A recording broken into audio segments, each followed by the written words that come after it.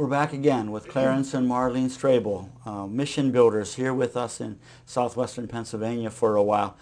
Before we went to the break, folks, we were talking a little bit about some of your early experiences. But before we get back to that, let's remind people what the concept of the Mission Builders program is.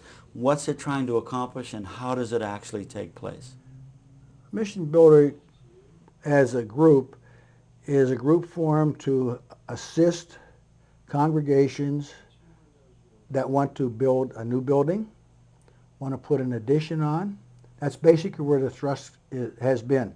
It started out to help mission congregations that didn't have their own church building. Those that are starting for their Just first building. And so what it is we go to assist them. And it takes both us and the congregation. If we didn't have the congregation to help us, we would not get the buildings done. So it's a partnership. It's a partnership. And we become, in my opinion, we become a catalyst. Mm. We give them a spark, and they find out that they can do things far beyond what they thought they could do. Mm. And so, but they need someone to give them a boost. And what happens within the congregations, and probably our biggest strength, is the fact that the congregations themselves grow together, and it revitalizes them, and it just gives them something that they wouldn't have had without Mission Builders. They have a building that they have a partnership in and an ownership of, rather than versus a general contractor who comes in and does everything. Mm-hmm. And it's a building, it's not their building. This now becomes their building. For example, when you work on the building, you have to have, normally it takes about 2,000 volunteer hours plus our work. Okay. That's sort of a guideline. That's a good significant involvement. So it's a big involvement from the congregation. And then you have the people come in, and a lot of times people that come to work, no one would ever have thought they would be there. Mm. Because they come, have a good time. It's good fellowship. Individuals get to know one another. Two examples I could think of real quick. One, when we worked in a building in Oregon, a father and a son came out, and normally when they come as volunteers, they're assigned to a mission builder, and then they take and work with the mission builders. So they kind of have a supervisor. So we become a supervisor. We had to go up and work on the roof. Uh-huh. And we were putting in some small trusses up on the top, so his father and his son were up there working, and we were up there working together. We went back a couple years later, and his son had graduated from college, and he had come back, and he says, "You know, Dan, I remember when we were up on that roof." And so it builds a lot of, within the congregation, that's the kind of thing it does. Or else we would work on another one.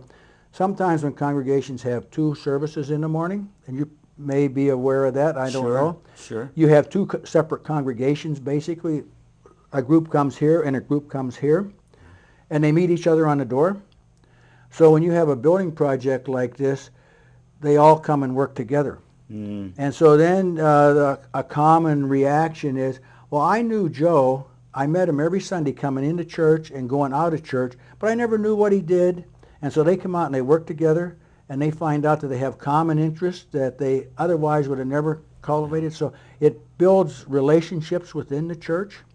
Mm-hmm. And so those are maybe some of the most important things that happen while we're there.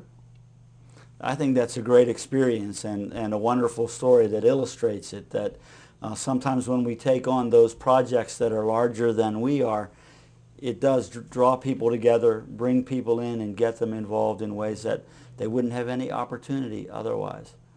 So it happens on every project. Mm-hmm. And people don't have to be accomplished carpenters or whatever. We've had people come on a job, didn't even use a hammer. Uh-huh. And we've taught them how to use a hammer. And after we've left, they work with the church until it's done, and they end up being a very strong volunteer. Uh-huh. And you go back and say, gee, I'm glad we worked with you guys. You took the time to teach us how to use a hammer. But we also have ladies who are on the rosters, and they actually work the 40 hours a week just like the men do. And they are very accomplished too. Mm-hmm. And it's not something that that anyone cannot do.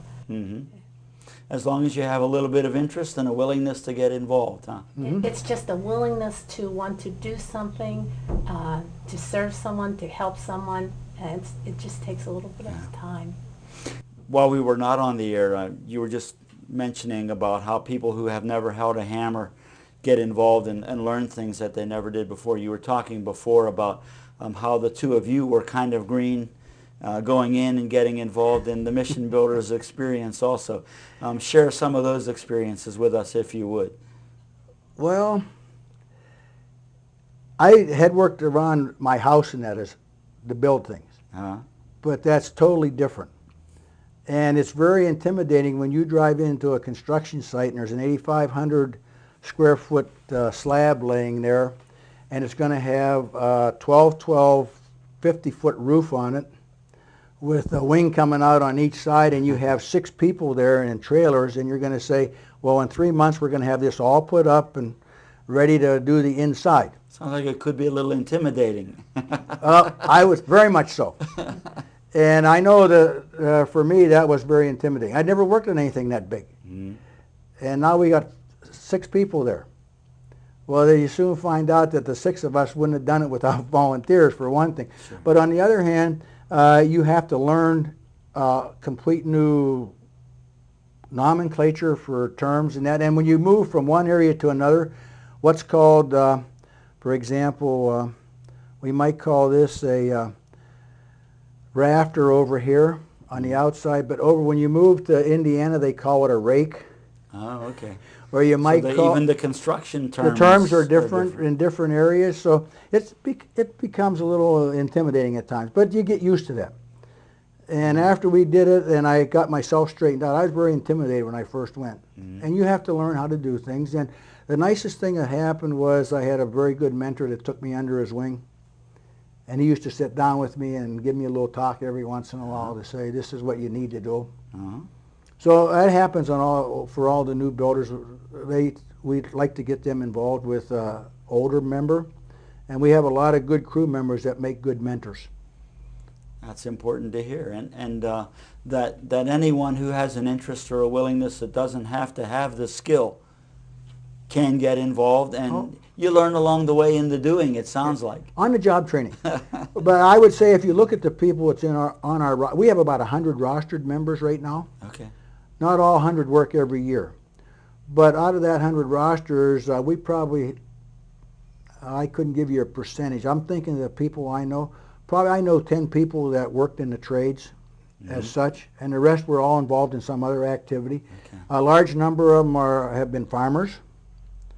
We have electrical engineers, civil engineers, educators, pastors, housewives, laborers, truck drivers, bus drivers, any kind of occupation you can think of will be part of our group.